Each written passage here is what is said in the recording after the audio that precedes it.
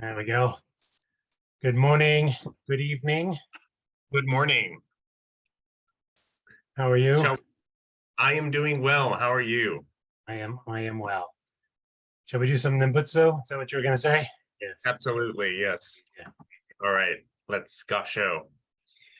Namo Amida Butsu. Namo Amida Butsu. Namo Amida Butsu. Namanda Butsu. Namanda. Nam. Yes. Always the best way to start. One's Dharma discussion, one's day, one's everything, really. Indeed. This is the best It way. all comes back to all the time. Good times, bad times, morning, evening, afternoon. Yeah. Yeah, whenever. Sleeping, waking, walking. Sleeping, waking. Nembutsu. Absolutely. Yeah. So I didn't get around to watching the videos that you made. I was somewhat busy this weekend. I had to assemble some IKEA furniture. So that's always a time. So it's a bit of a project. Well, first deciphering the instructions. Right. And then, well, first you have to assemble it incorrectly. And then you have to take it apart. And then you have to assemble it again. You figure it out through the engine. Yeah, it's before. Yeah, exactly. Reverse engineering is very key. Well, it went pretty well. So, yeah, I know the feeling. Anyway, yeah. So, so shall we go with discussions of different, different aspects of sort of Shinjin? Did you see my other message about using the glossary, mining the glossary some more? Because there's not only an entry for jinen, but various other aspects of Shinjin that are a separate entry in the glossary. I thought we could either do a few of those at a time or one at a time, and then bring in other readings about the subject, obviously. But just as a good little guideline there, we could do that. Sure. So, yeah. And are we doing jinen-honi as well? Yeah, we'll do jinen-honi today, and then hold on a minute. Perfect. Sorry, just bear with me a second. Can you hear me still? Can you hear me? Yes. Okay. Okay. Am I coming through clearly? Yes. I'm just turning up my volume a bit.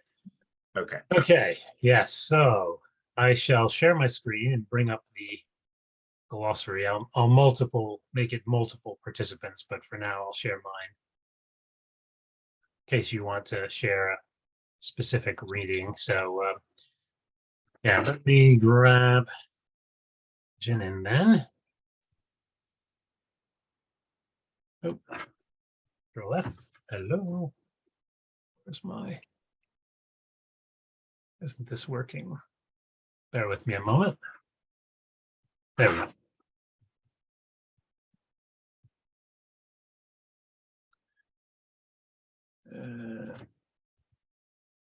There we go. Cool. So jinen-honi. So, yeah. Shall I read this? Sure, please do. You want to start with this?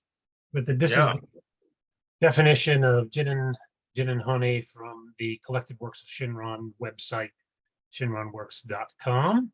This is the glossary, obviously. So, jinen-honi, a term for the ultimate reality of Buddhism, expressing suchness or things as they are, free from the bondage of birth and death. Jinen thus signifies that which is beyond form and time and beyond the domain of human intellect and will. It is the Dharma body as suchness, which, quote, fills the hearts and minds of the ocean of all beings, unquote. That's from Notes on Essentials of Faith Alone. To awaken Dharma body as suchness is to become Buddha. Although other forms of Buddhism speak of, quote, attaining the Buddhahood of Dharma body as suchness with the present body, unquote, Shin Buddhism, recognizing the nature of man's condition as a living being, places complete attainment with birth in the pure land of the Dharma body as compassionate means at death. Persons cannot realize Dharma body as suchness through human calculation, but it works in them as Dharma body as compassionate means to make itself known.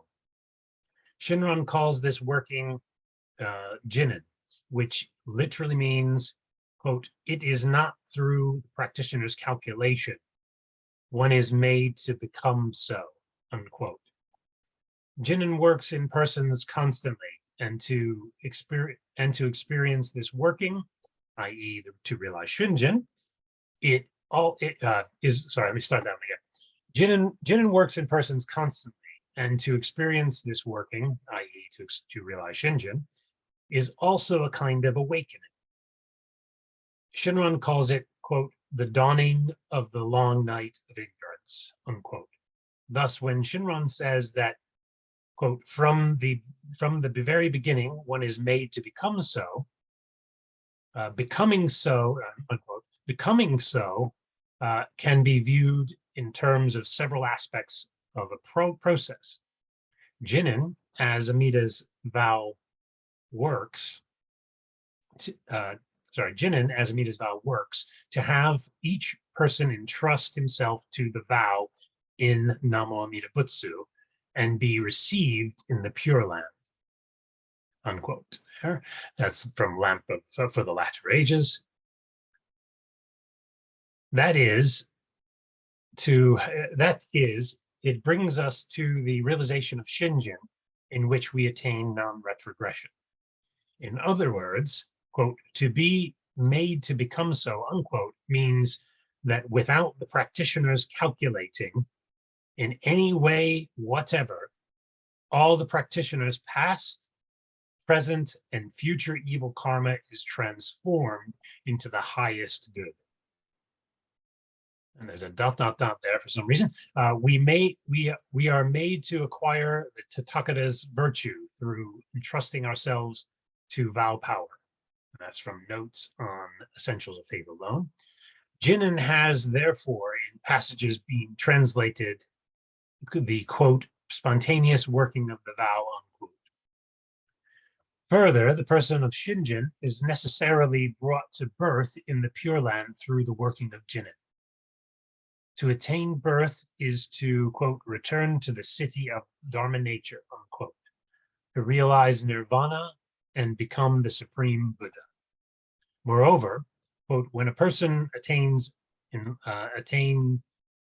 moreover, when persons attain this enlightenment, with great love and great compassion immediately reaching their fullness in them, they return to the ocean of birth and death to save all sentient beings, unquote.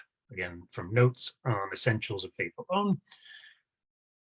Shinran characterizes all this as jinin. From the standpoint of the practitioner, jinin, through which one is liberated without ridding oneself of blind passions, means becoming completely free of calculation and design. Boom again. Namo Amida Butsu. Namo Amida Butsu. Namo Amida Butsu.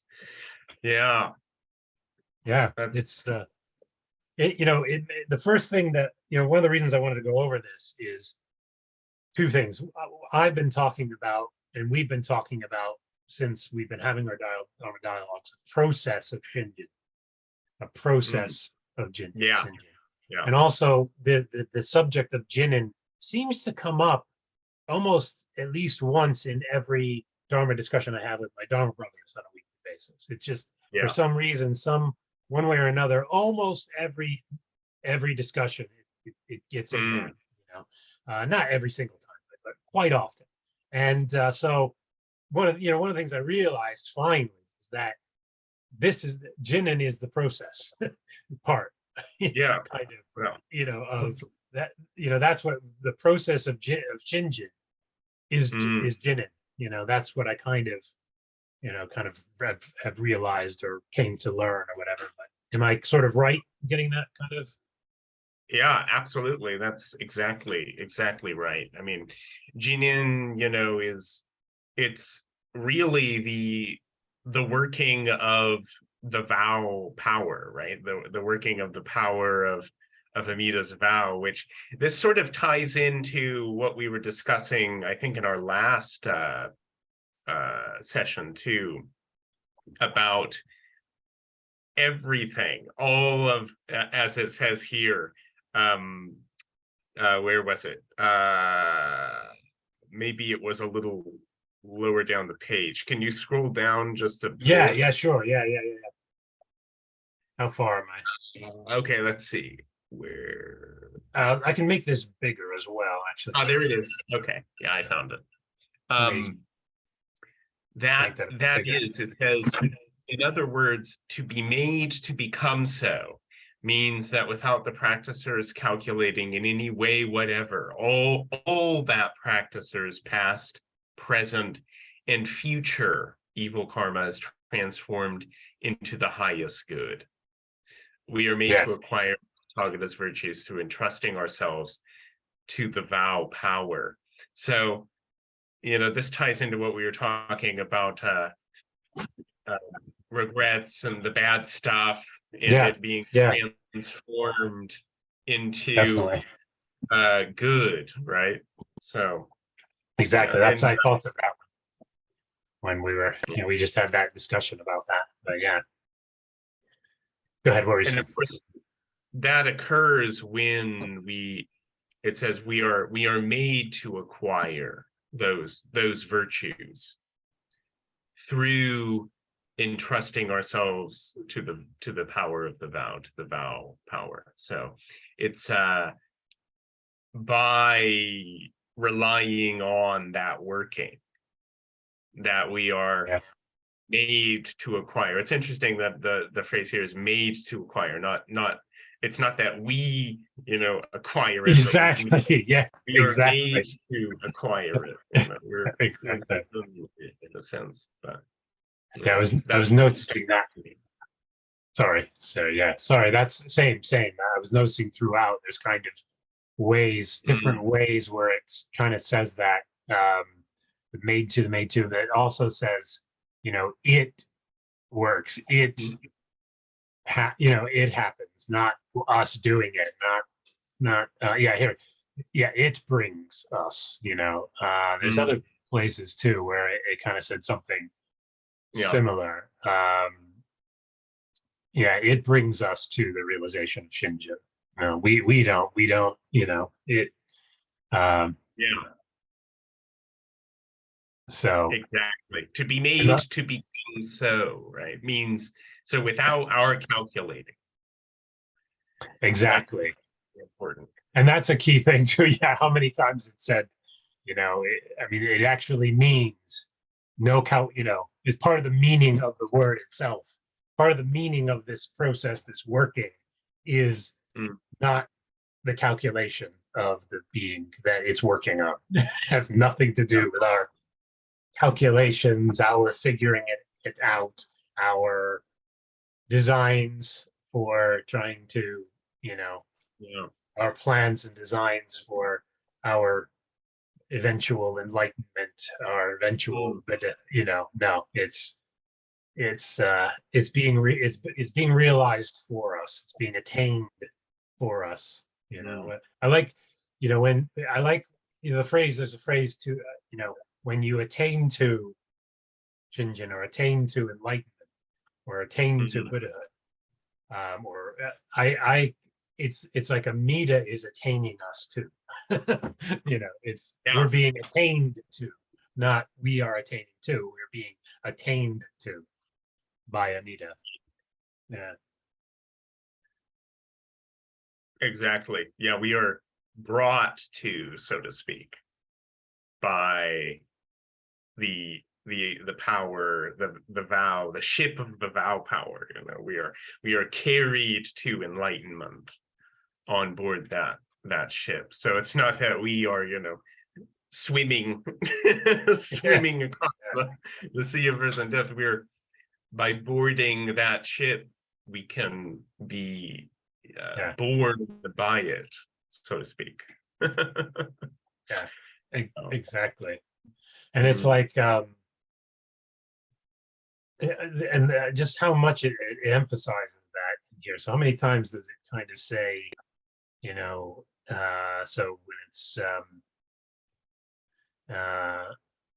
so first of all, beyond the domain of human intellect and will, it's jinin signifies that which is beyond form and time and beyond the domain of human intellect and will. So all beyond the human realm, all beyond the human realm, all beyond most realms in samsara, I'd say. Maybe higher realms maybe might be able to grasp a little bit more, they're really high. The Rupaloka, the Arupaloka, maybe a little bit might be able to, but for human, the lower realms and the Karmaloka, the desire realms, I don't think we'd have too much of a chance. Maybe some of the higher gods, higher devas maybe can get their head around concepts like that. Maybe, I don't know. I yeah, doubt. I think the what is being referred to here in terms of the ultimate reality of Buddhism probably is so completely transcendent that only, I think in the sutras too, it often mentions only the Buddhas can perceive it and conceive of it. And so unless the god is a Buddha, it's in disguise. If a being in any realm, is a Buddha in disguise or a bodhisattva in disguise that was a Buddha, or then it's kind of so they can get it, but we can't. So this is beyond beyond form and time, beyond domain of human intellect and will. So beyond us, beyond our minds, it's beyond our capacities, it's beyond our intellect, it's beyond what we can kind of grasp, beyond our calculations. Let's see what else. Another along a similar vein.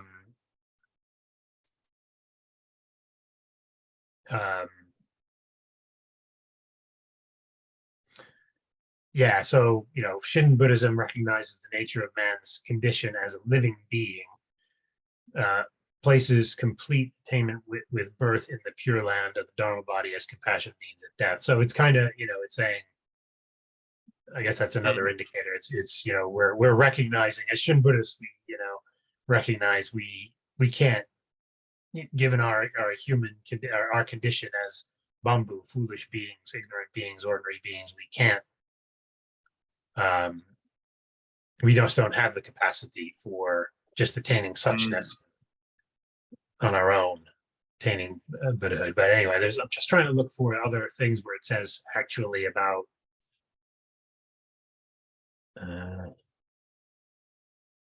So here we go. So jinin, which literally Shinran calls this working jinin, which literally means it is not through the practitioner's calculation one is made to become so. It's this within one word. It's right there. It's not through the practitioner's calculation one is made to be so. I like the next sentence there too. It says, jinin works in persons constantly, and to experience this working, i.e. to realize Shinjin, is also a kind of awakening. So in other words, to experience, to encounter, to experience the power, the working of the vow, and to be,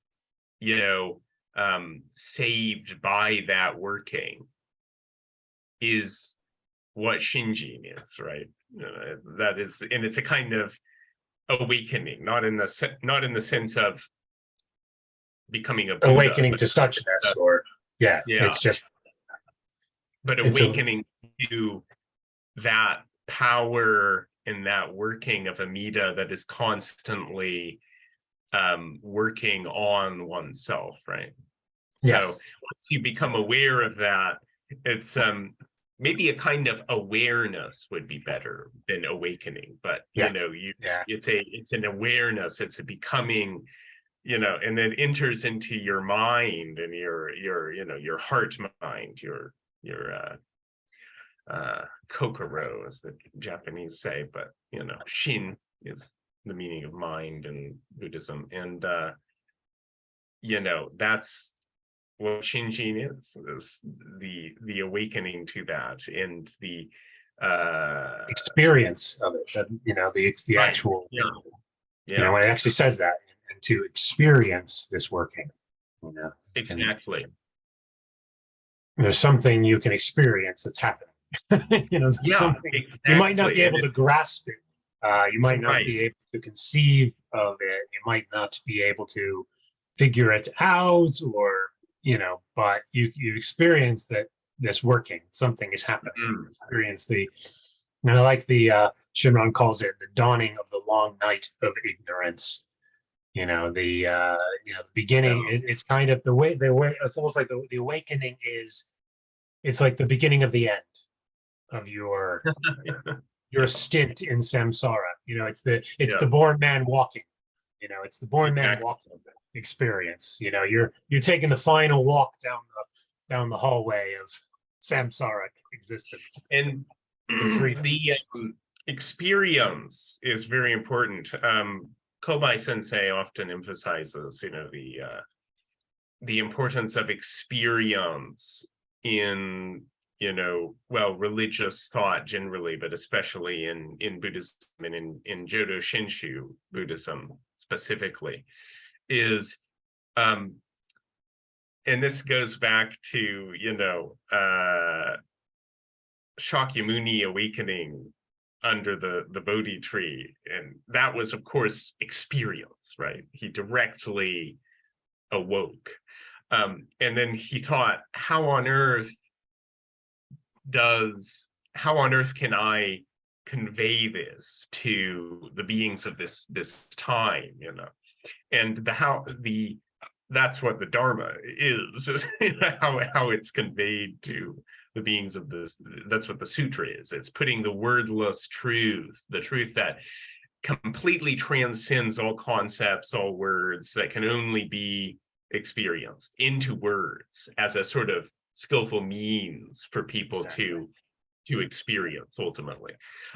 But so experience, but ultimately you can tell someone, it's like, you know, if you've eaten, someone who's never eaten strawberry cheesecake, right?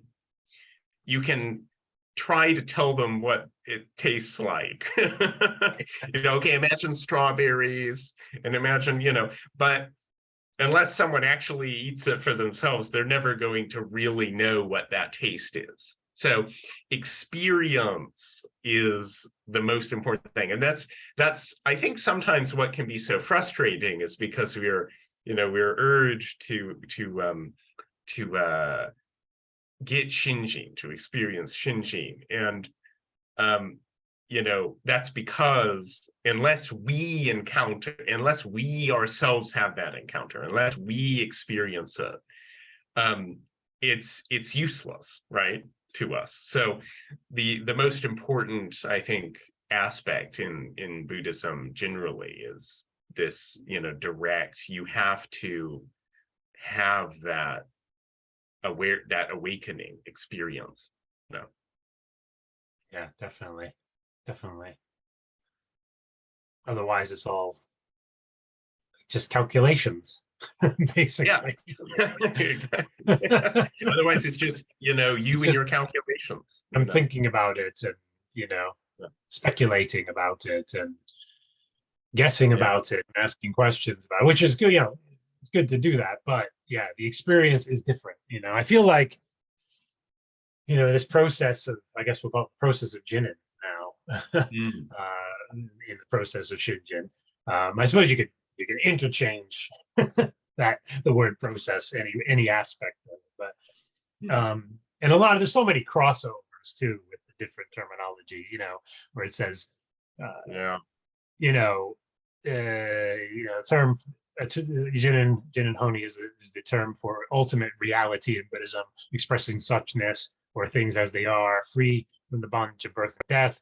Like you can kind of say the same thing of Shinjin is the ultimate reality. His ultimate reality is the true, real, sincere mind. Is what I mean? I think sometimes it's interchangeable. That's one thing. I need to, I don't know, get my head around a bit more, or is the different terminology, is when different things apply to different, you know what I mean, in talking about expressing the Dharma, because I want, I kind of want to do that properly, but at the same time, knowing that because it's Shinjin, it's Amita's power, it's Amita's working, it's not, it's important to get the right transmission of the Dharma, but the specifics, maybe, the terminology might not, you know what I mean? Anyway, but I do want to do that. But it just seems like to me, there's so many things just cross over, so many different it's all words connected. refer it's to, all the same, very similar, or the same things are interconnected. So, and what was I saying though? There was another thought before I went off on that subject. Well, okay, I can't really remember, but just I wanted to look at how many times it keep going through to say how many times it says, without, not our calculations, persons cannot realize our bodies as suchness through human calculation. The important, actually, right, that sentence has a very important concept. So let me get back to the beginning of it. Is it this one here? Yes. It works in them as Dharma body as compassionate means to make itself known. And of course, that is Amida, right? Amida Buddha is Dharma body as compassionate means.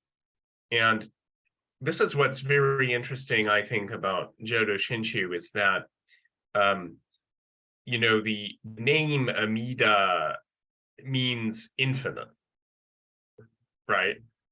And according to Shinran, that points us to that which is literally inconceivable. We cannot conceive of, infinity. We can't conceive of boundless Dharma body. It's beyond the scope of our ability to comprehend. But because we're given the name, and Kimyo Jinjipo Mugeko Nyorai, the Buddha of unhindered light shining throughout the 10 directions, or Namo Fukashigi Ko Butsu, which means I take refuge in the Buddha of inconceivable light.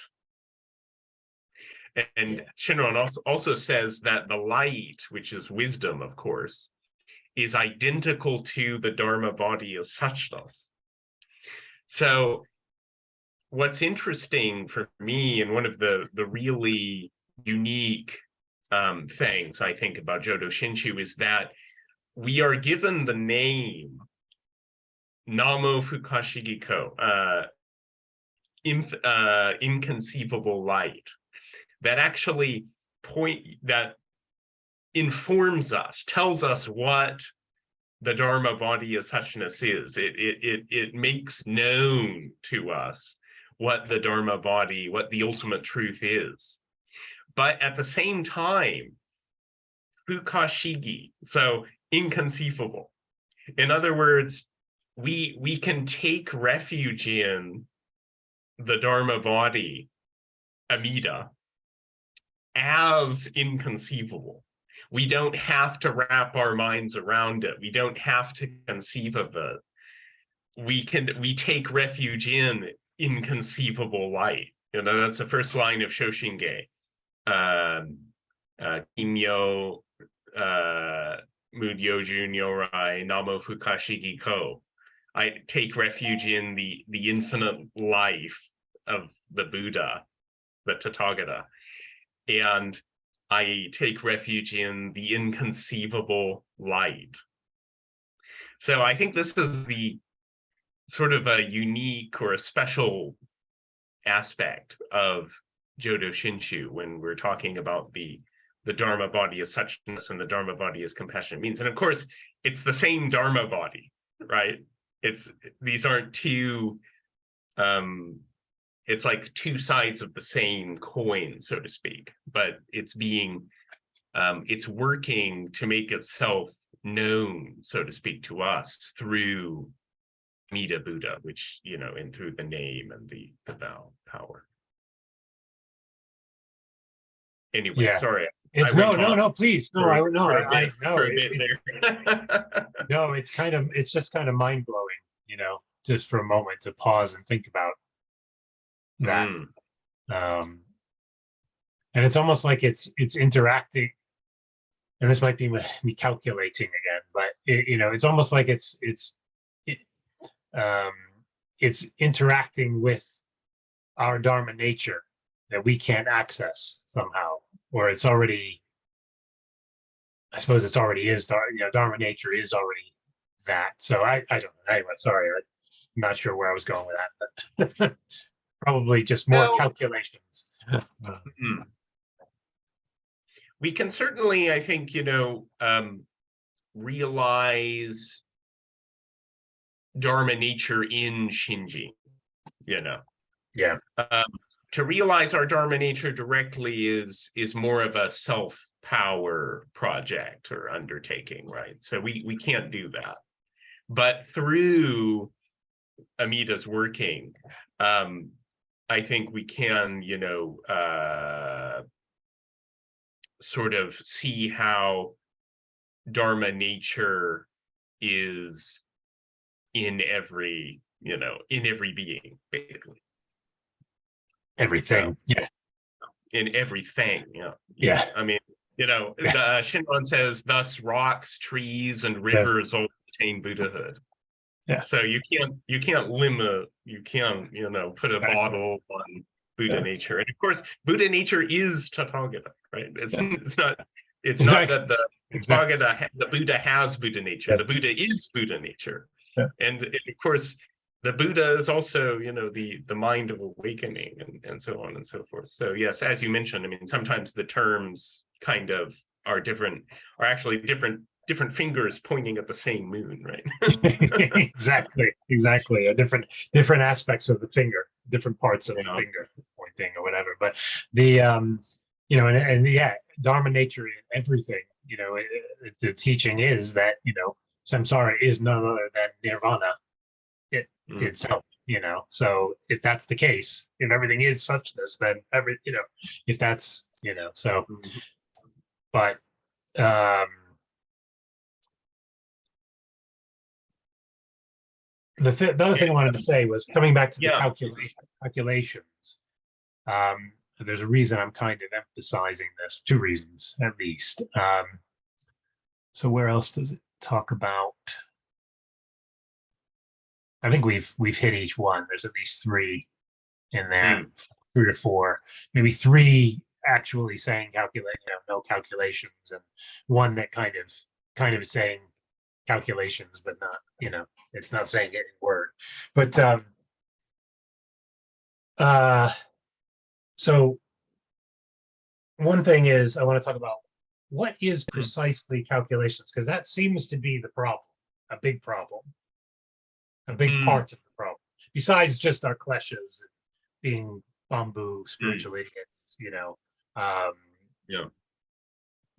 calculate. That seems to be a key issue. Calculation. So I want to talk about what that specifically, as much as we can, refers to, and also I want to say, just in my experience, coming back to the experience aspect of things we're talking about, is. I'd say for a lot of my Jodo Shinshu journey,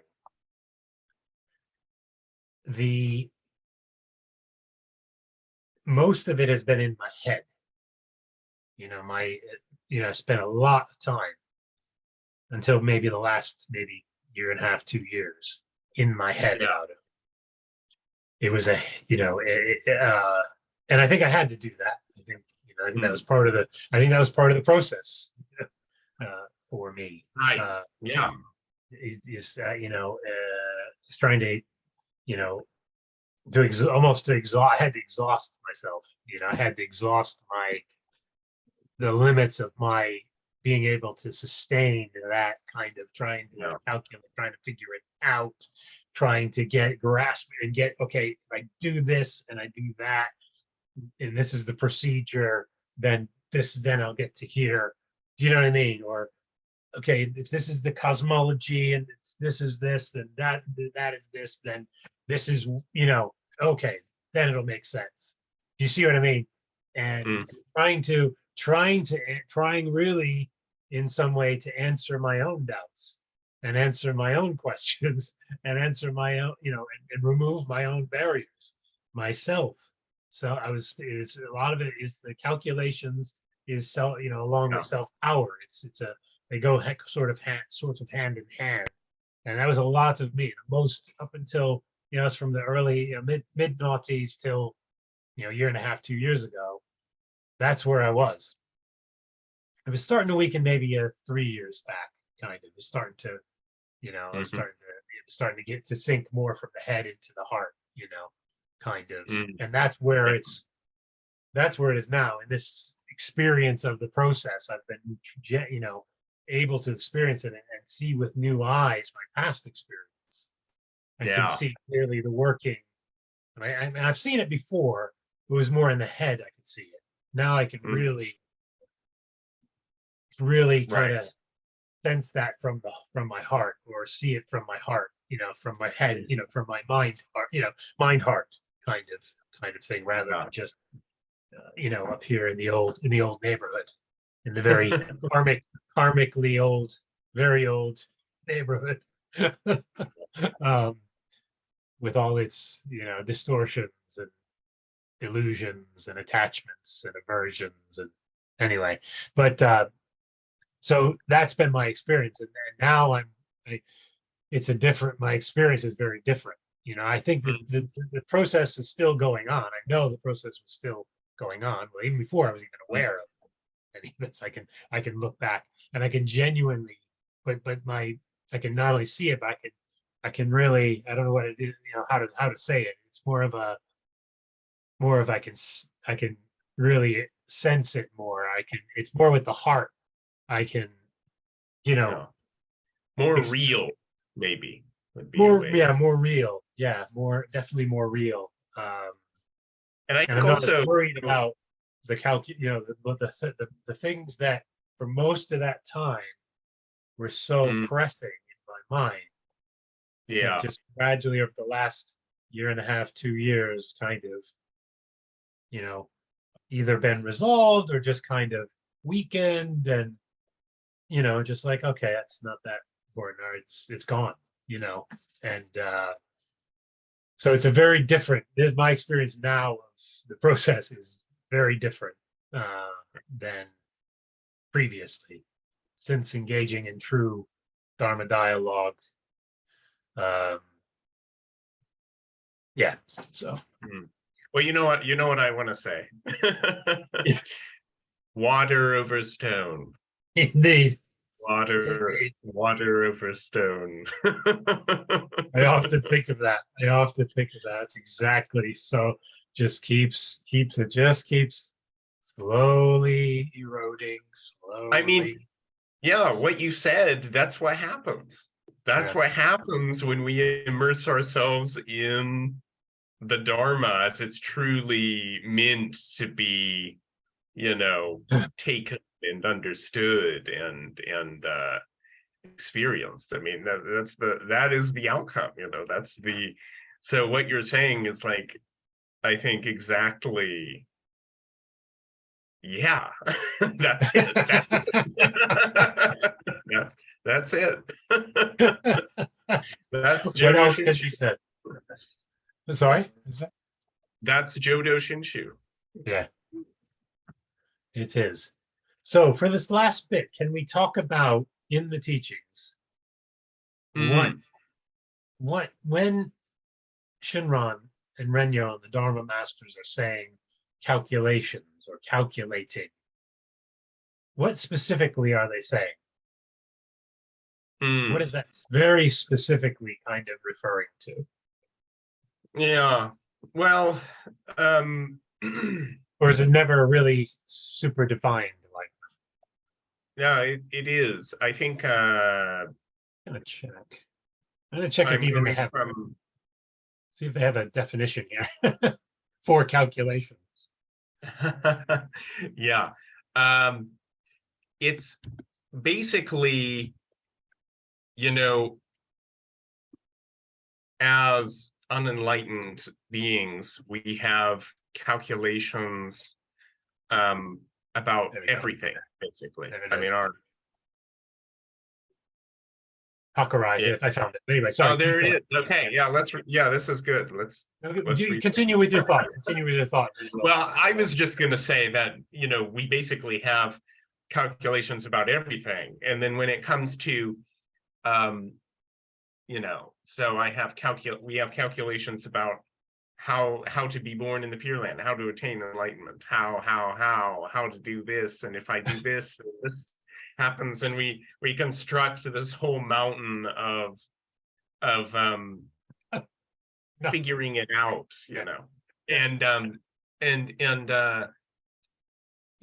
Shinran, of course, tells us that we have to. There's nothing. In fact, he says in a work by Kakunyo Shonin, I think, he says, when it comes to birth in the Pure Land, there's nothing for us to figure out. Simply leave it all to the working of the Tathagata. So, that's, and hakarai calculation can also mean what Shinran refers to as doubt, in the sense of, doubting the working of the vow. And so that, of course, Shinjin is the mind that is free from that kind of doubt and so on. So, and of course, that doubt is very specific. It refers to not seeing the truth as it is, not being able to perceive the truth as it is, kind of thing, or reality as it is. Right, and not being able to say, having that, like, well, this looks pretty good, but I'm not 100% sure. I'm 99% sure that the Nimbutsu will work for me, but I do have that 1% of doubt. According to Shinshu teachers, it's got to be 100% to be through other power, right? Okay. According to Shinran. A little thing. Well, wait, just real quick. Sort of a metaphor or analogy came to mind as we were talking about this. I'm picturing a mirror, big giant mirror, like a chalkboard size mirror, in some room, and someone using that mirror with some kind of marker, and putting all this elaborate deep math calculations along on this huge thing of this pristine mirror, and there's all these crossing out things, and then this, and different symbols, and that you know what I mean, this big elaborate thing on this mirror. That's kind of exactly. That's kind of what came to mind. And then the whole point is Vita come along and let's just wipe it all away, wipe that all clean. There's the mirror. And Shinran says that the name is sweeps away our doubts, sweeps them away. Sweeps away. Yeah. Nice. All right. Good. So calculation, hakarai. As we'll read this then. Hakarai is the noun form of a verb meaning to deliberate, analyze, and determine a course of action. It further means to arrange or manage, to work out a problem, to bring a plan to conclusion. In Shinran's more common usage, as a synonym for self-power. There we go. I was saying the two go together. The thought, the figuring it out, and self-power. In Shinran's more common usage, as a synonym for self-power, it refers to all the acts of intellect and will aimed at achieving liberation. Specifically, it is the Shin practitioner's efforts to make himself worthy of Amida's compassion in his own eyes, and his clinging to his judgments and designs, predicated on his own goodness for attaining religious awakening. For Shinran, salvation lies rather in the complete entrusting of oneself to the primal vow, which works to bring about the, quote, attainment of Buddhahood by the person of evil, unquote. And that's from a record in Lament of Divergences 3. This working is Amida's hakarai. Interesting. Hakarai then possesses two opposed meanings. As a synonym for both self-power and other power, its usage reflects the core of Shinran's religious thought, where one's calculative thinking and Amida's working are experienced as mutually exclusive. Great compassion illumines everyone at all times,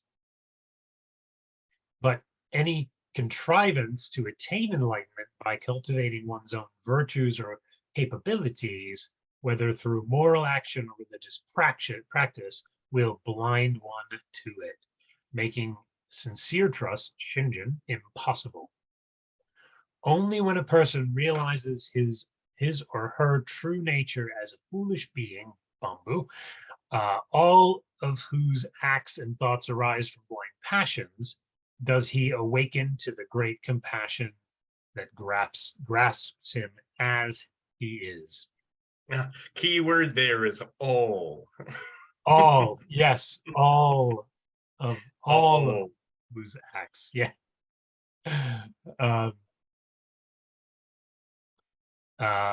To know oneself and to know Amida's compassion are, in fact, inseparable aspects of the same realization, and one awakens to them simultaneously. In this awakening, one's own hakarai disappears, and trusting oneself to Amida's vow actually comes about for the first time. Thus, Shinran states, no working, practitioner's hakarai, is true working, Amida's hakarai.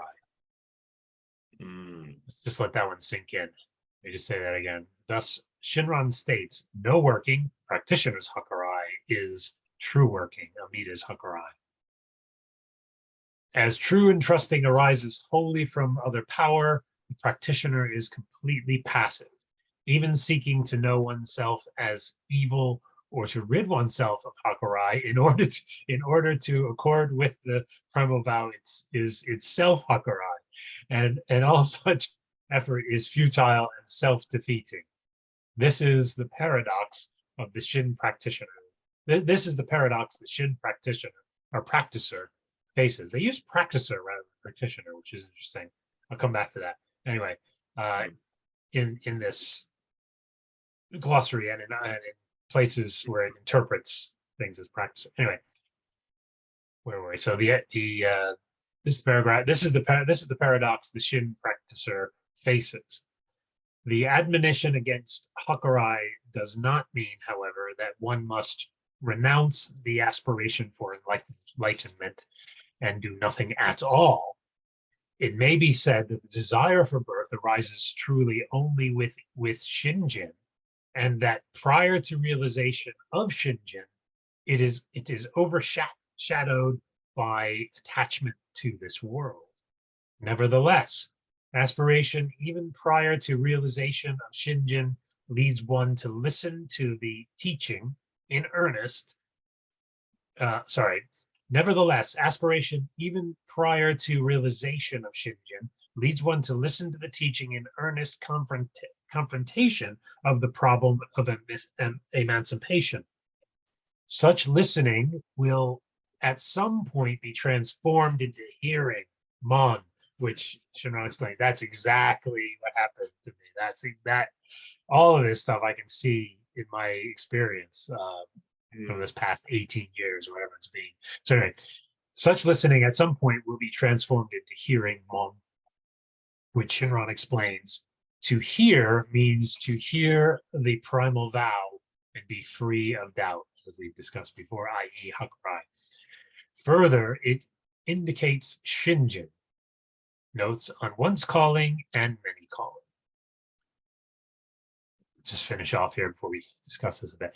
This hearing, which is the realization of Shinjin, is not simply to receive the verbal teaching, but to experience with one's entire being the very reality of the primal vow. Boom. When that's what you were just saying. Yeah, exactly. Yeah, exactly. When great compassion awakens one to its working, one is freed from the bonds of one's own hakarai. Conversely, when one's calculative thinking is made to fall away, all is seen to have been Amida's working. Wow. Again, yeah. That's I love that the definitions contain so many references to. It's like every other sentence, it's, you know, it's citing the writings. Right. Yeah, that's a good thing about this glossary. I think. Plus all the scholarship that went into, you know, writing up these these definitions for this glossary. Yeah, we are really indebted as English speakers to this project and the people who brought it about. Hugely. More of that's part of the gratitude, you know, parts of the gratitude the from, you know, from the whole process. But yeah, lots of things coming out in here, in my experience. But there was one thing I think we definitely wanted to come back to with you.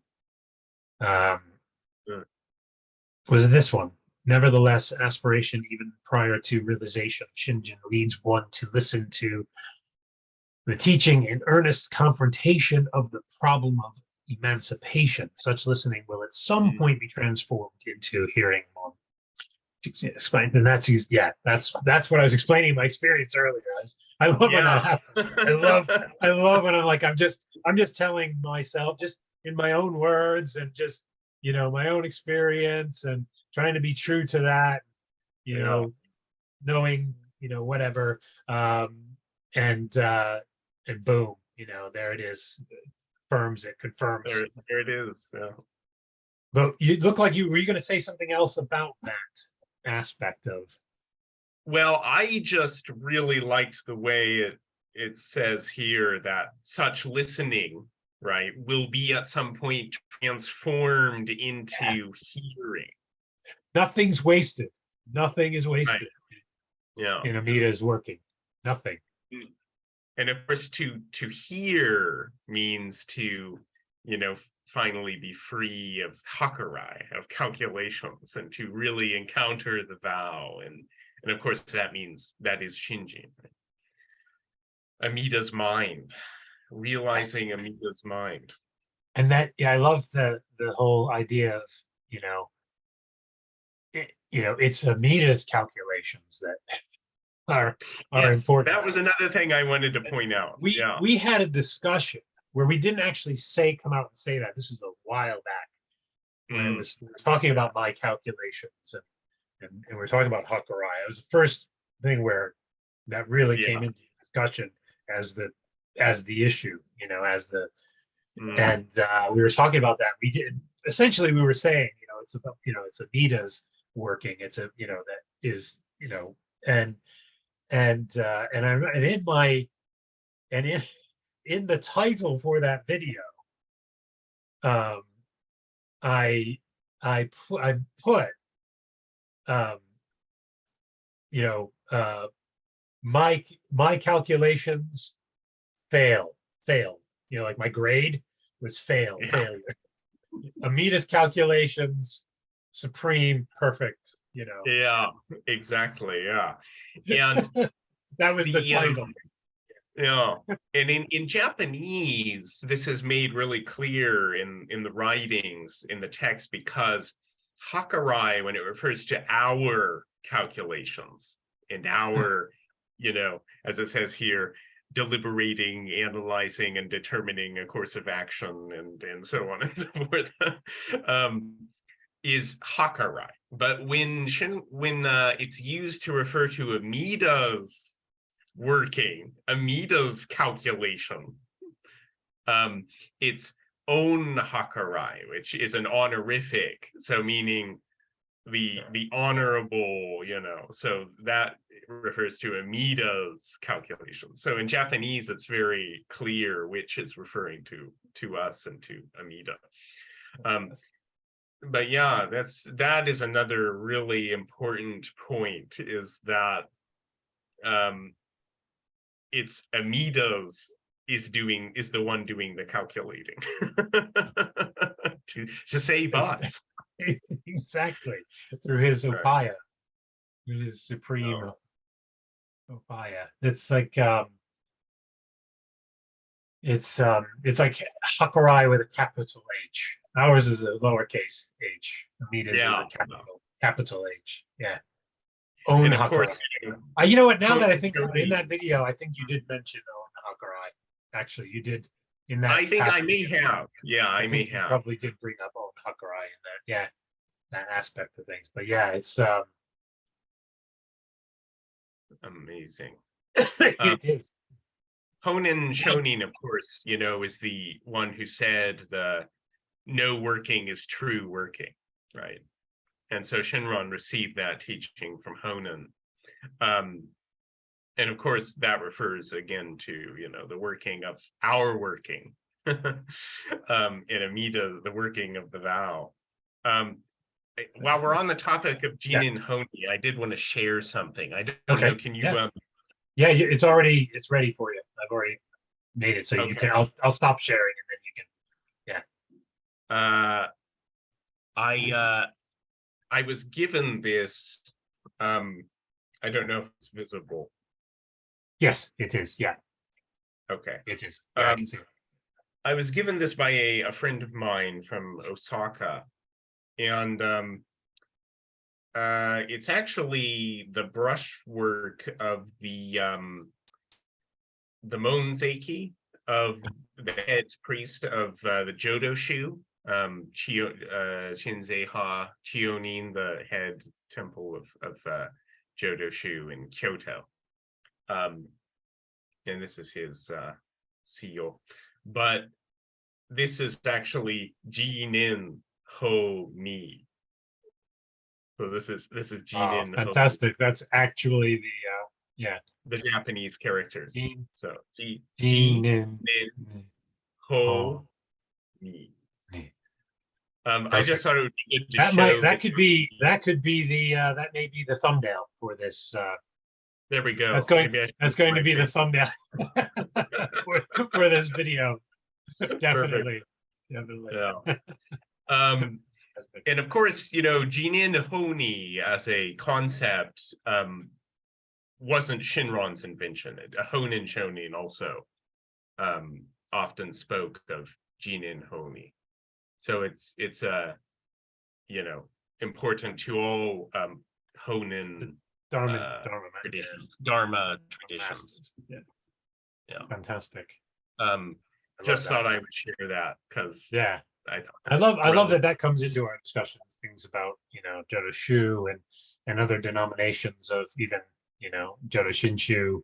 I think it's important. It's important to get that. I mean, one of the Dharma brothers that we have a Dharma study with has decided to explore more traditional Pure Land teachings in sort of the Shan Dao kind of tradition a bit. So we have kind of that perspective coming in a bit. the discussions, which is great. It's great Yeah, to see. there's But it's good. but we, obviously we're always clear on, this is what the Jodo Shinshu teaching is, and this is, you know what I mean? We don't try to mix it up, but it's just good to have the different, I just think it's good to have a broader perspective sometimes, I think, is Yes, I mean, there are 84,000 Dharma Dharma gates, right? exactly. So yeah, so thank you very much. I think we've pretty much covered this one. Was there any other readings that you specifically wanted to, or were they pretty much all referred to within the definition? Right, yeah, it was all referred to.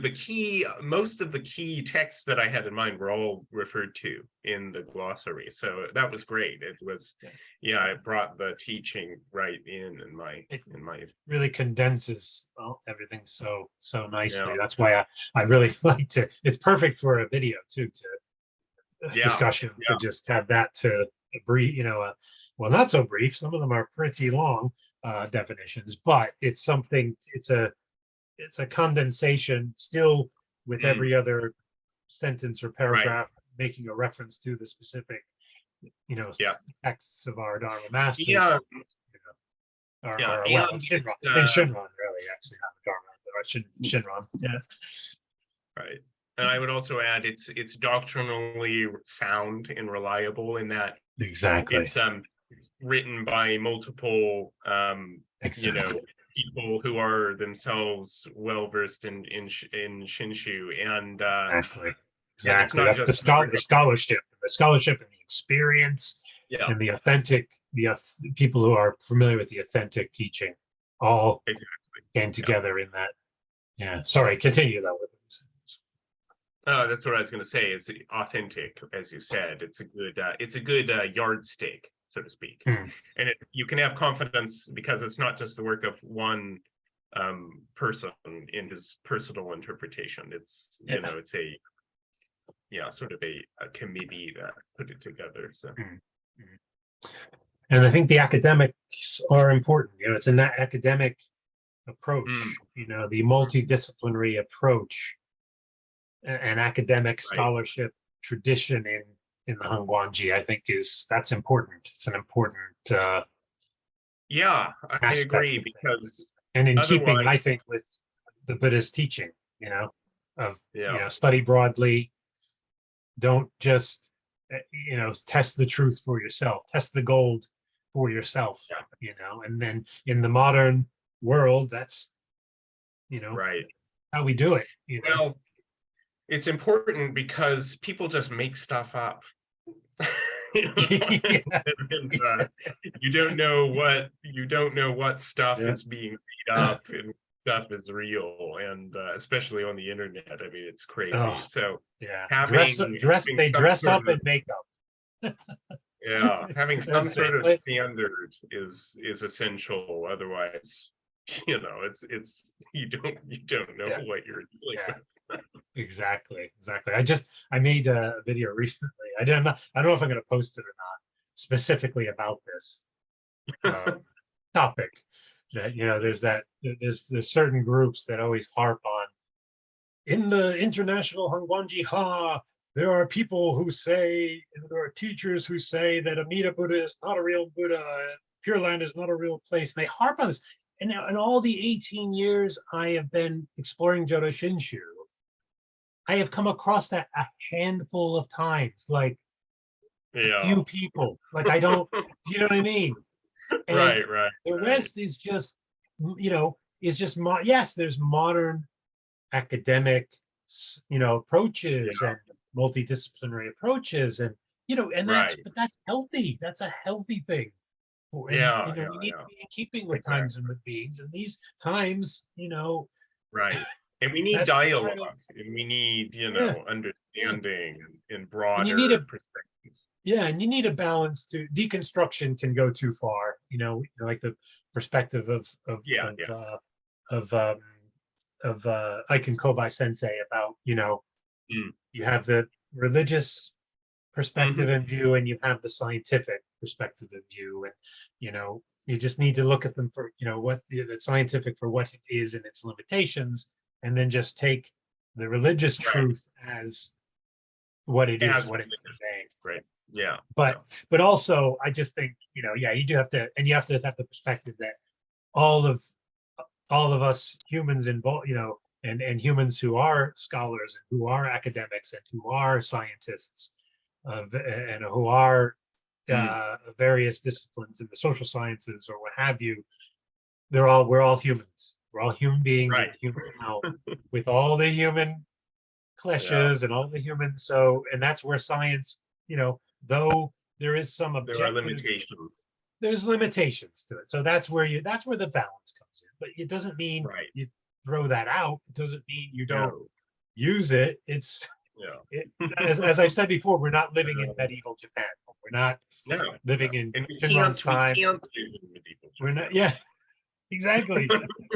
We're here and now. We can't pretend we're. I don't know.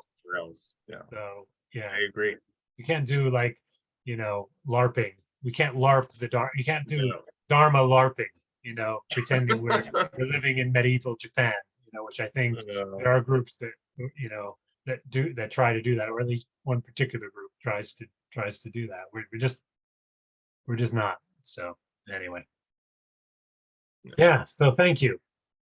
Yeah, you're welcome, and thank you. It was a great discussion. I think we should close with some Nimbutsu. Definitely, yes, please, yes, please. But, okay, let's show. Namo Amida Butsu. Namo Amida Butsu. Namo Amida Butsu. Nama. Nama. Nama. Nama. Nama. Thank you. Until next time. Yes, as did I. Really good. Thanks again. See you next time. All right. Bye for now. Take care.